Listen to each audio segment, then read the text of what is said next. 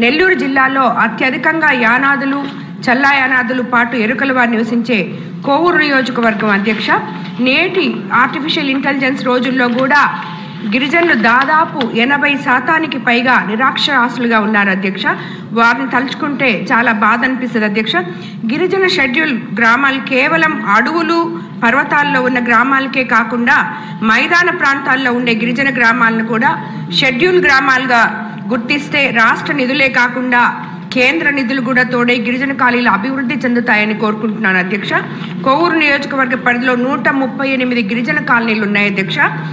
అందులో ప్రత్యేకించి కొంచెం సల్లాయానాదులు కూడా ఉన్నారు అధ్యక్ష. ఈ గ్రామాలను షెడ్యూల్ గిరిజన గ్రామాలుగా గుర్తించి మైదాన ప్రాంత గిరిజనుల్లో అత్యంత వెనుకబడి ఉన్న యానాదుల జీవన ప్రమాణాలు పెంచాలని కోరుకుంటున్నాను అధ్యక్ష. అలాగే ఆంధ్రప్రదేశ్ ఆశాకిరణం యువనేత నారా లోకేష్ గారు చేపట్టిన యువగళం పాదయాత్ర సందర్భంగా కోవూరు నియోజకవర్గంలో యానాదులతో ప్రత్యేక సమావేశమై వెనుకబాటుతనం గురించి తెలుసుకున్నారు. మా ప్రాంత గిరిజనుల అభ్యున్నతి కోసం యానాది కార్పొరేషన్ ఏర్పాటు చేస్తామని ఇచ్చిన హామీని ఈ సందర్భంగా గుర్తు చేస్తున్నాను అధ్యక్ష.